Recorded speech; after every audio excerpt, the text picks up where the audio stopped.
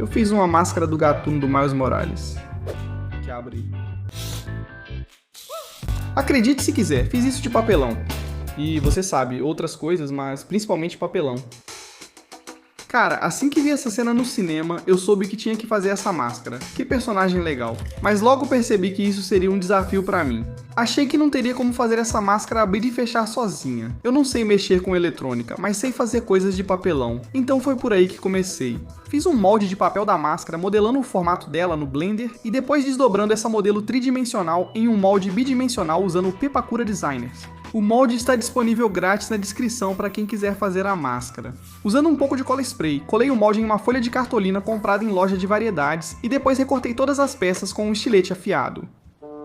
Depois vinquei o papelão para facilitar a dobra. Linhas tracejadas indicam dobras em montanha e pontilhadas, dobras em vale. Diferente das dobras em montanha, as dobras em vale devem ser vincadas no verso do papelão para dobrar melhor. Após vincar e dobrar todas as peças, posso começar a colá-las com super cola. Esta peça aqui forma a parte de trás da cabeça, enquanto estas três peças aqui formam metade do rosto. O outro lado do rosto é exatamente igual, só que espelhado.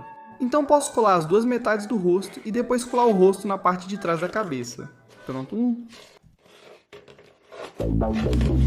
Se eu quisesse, eu poderia simplesmente parar aqui e, você sabe, pintar a máscara e acabar com isso. Mas por que parar por aí? Isso deixaria este vídeo meio chato.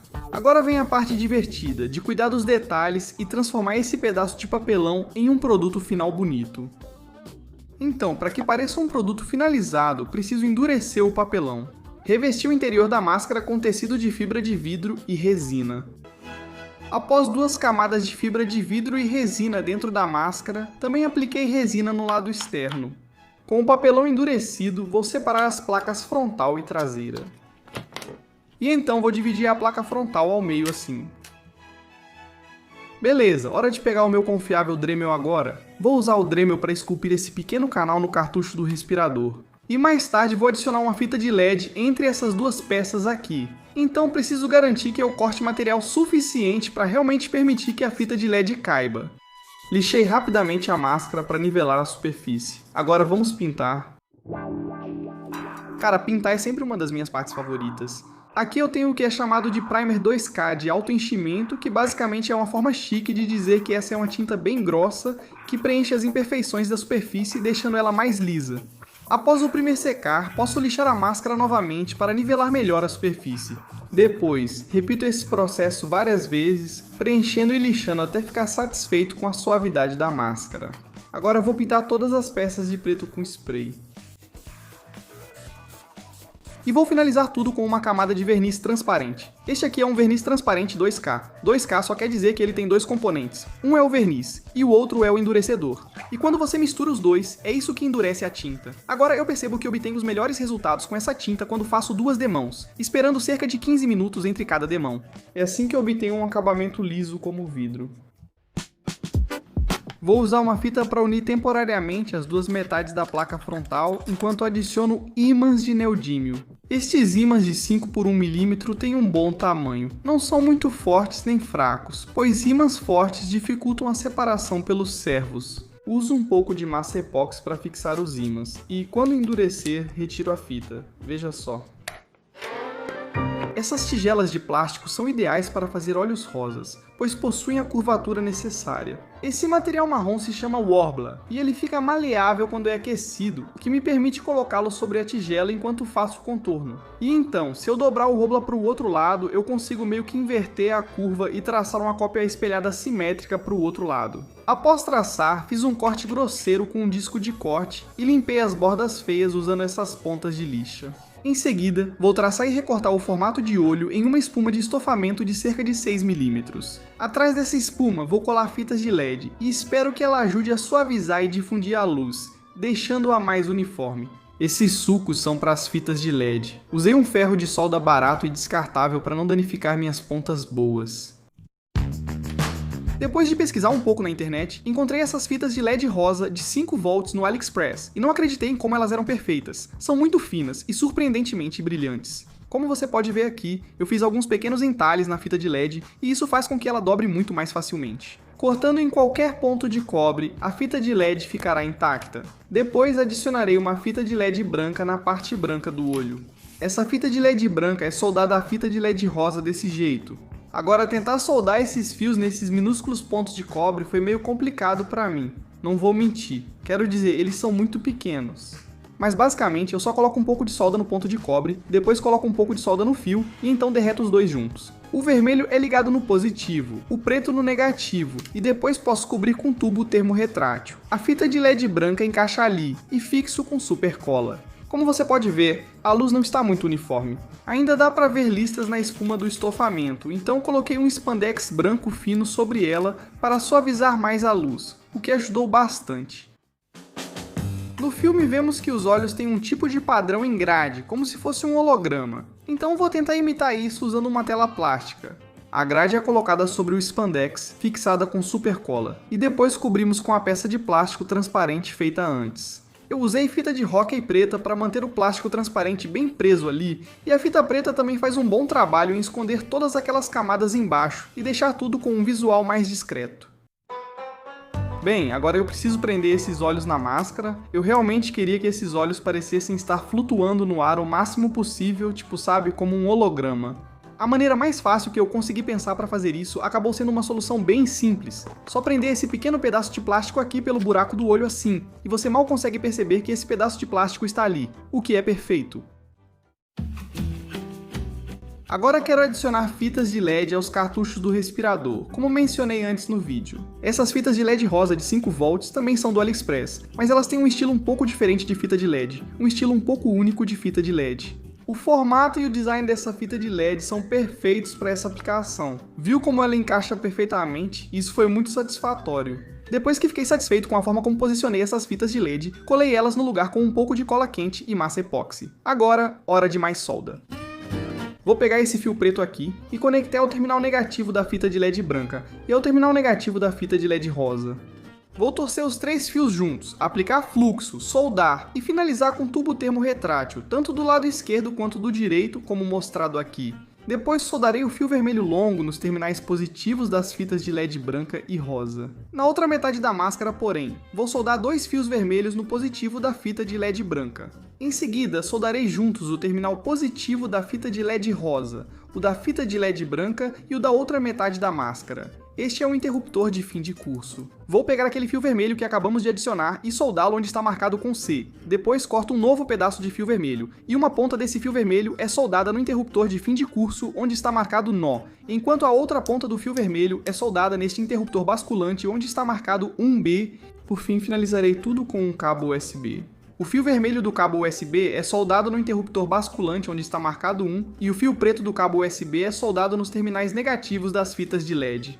Se conectarmos o cabo USB a um power bank de 5 volts, os LEDs acendem ao pressionar o interruptor de fim de curso. No entanto, repare que quando eu aciono esse interruptor rocker, os LEDs não acendem mais. Então, basicamente, isso significa que o interruptor basculante funciona como um interruptor principal. Ter um interruptor principal é útil, pois esses LEDs consomem muita bateria e permite ligar ou desligar rapidamente num aperto, sem desconectar nada. Colando o interruptor de fim de curso na borda, consigo fazer com que, ao juntar as duas metades da placa frontal, ele seja acionado e os LEDs só acendam quando a placa estiver fechada. Aqui está uma explicação simples de como farei a máscara abrir e fechar sozinha. Este é um micro servo, com um braço que gira para frente e para trás. E esta é a placa Alicia M6, feita pela Crashworks 3D. Basicamente, é só um pequeno controlador que usa código para controlar como esses servos funcionam. Sobre os servos, vamos conectá-los à placa de forma simples. Todos esses cabos já vieram com a placa. Viu este cabo azul? Bem, ele está um pouco curto demais, então vou alongá-lo. Depois soldarei outra chave fim de curso. Nesse caso, não importa qual fio está conectado a qual terminal, desde que um esteja conectado ao C e o outro ao nó. Agora, é só conectar essa chave fim de curso na placa assim. Restam mais 2 cabos, mas aquele com a ponta maior, esse a gente pode simplesmente descartar porque não vamos precisar dele nesse caso. Para o que sobrou, no entanto, eu soldei outro cabo USB para que a placa possa ser alimentada.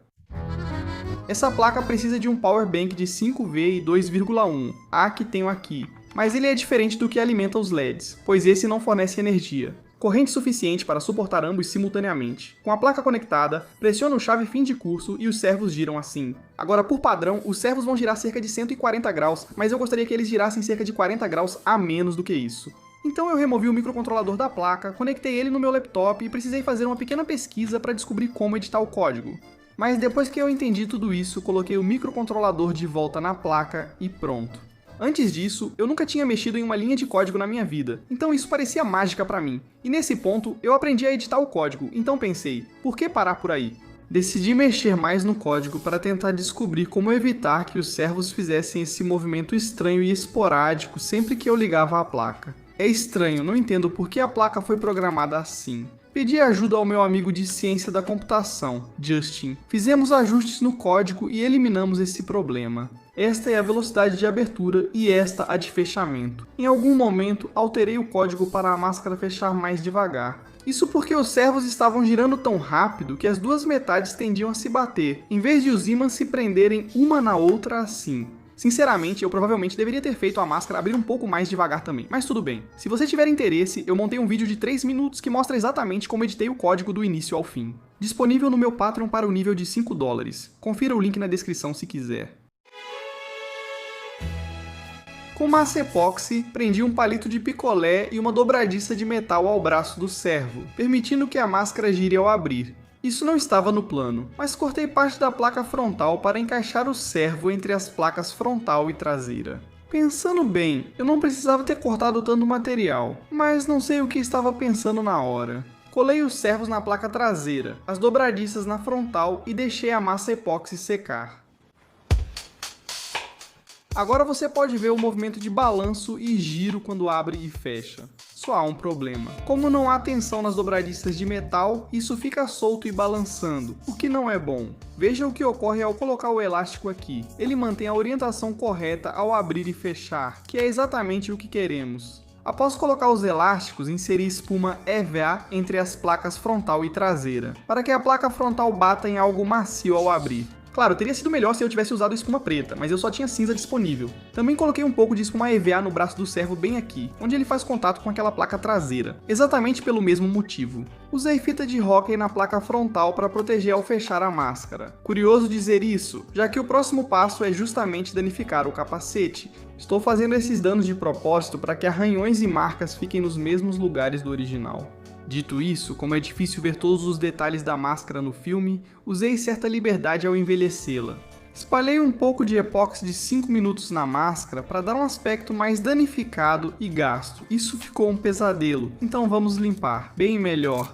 Como você pode ver, eu coloquei um pouco de velcro nos powerbanks, assim posso removê-los facilmente quando precisar carregá-los. Para poder usar essa máscara na minha cabeça, eu colei um suporte de cabeça de GoPro na parte interna da máscara, usando um pouco de cola quente e super cola. Esse suporte de cabeça era bem pequeno, então precisei cortá-lo e fazer alguns ajustes aqui e ali, mas consegui resolver tudo. Depois de adicionar um pouco de espuma na parte interna da máscara, finalmente coloquei esse cabide embaixo do meu queixo. Esse cabide está preso com ímãs de 8 por 3 mm, o que vai permitir acionar os servos. Tudo o que eu preciso fazer é colar a chave fim de curso no cabide, e agora eu posso pressionar a chave fim de curso com o meu queixinho.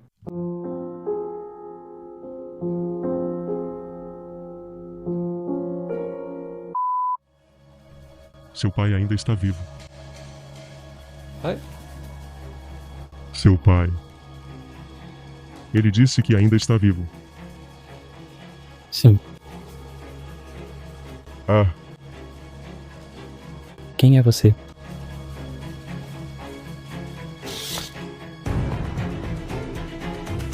Eu sou Miles Morales, mas você pode me chamar de Gatuno.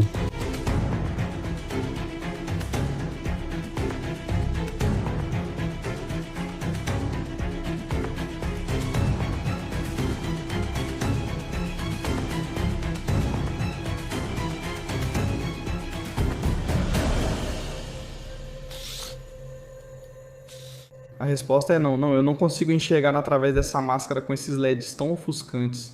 Quero dizer, se as luzes estiverem apagadas, dá pra enxergar mais ou menos através dela. Mas fora isso, isso aqui é mais uma coisa de enfeite mesmo. Para imprimir o molde, baixe o Adobe Acrobat Reader gratuitamente pelo link na descrição, Ao clicar no formato de pôster, o molde será automaticamente dividido em várias páginas, como mostrei antes. Defina a sobreposição como 0 e ajuste a porcentagem de escala dos blocos para cima ou para baixo, dependendo do tamanho que você quer que a máscara seja impressa. Para referência, a circunferência da minha cabeça é de cerca de 570 mm e com a escala dos blocos em 100%, essa máscara é grande o suficiente para caber na minha cabeça junto com toda a eletrônica. Em configuração de página, escolha o tipo de papel e prepare-se para imprimir. Toque aqui para ver meu vídeo anterior, onde fiz um capacete do Homem-Aranha de Ferro com lentes móveis. Agradeço aos meus apoiadores no Patreon e também por assistirem.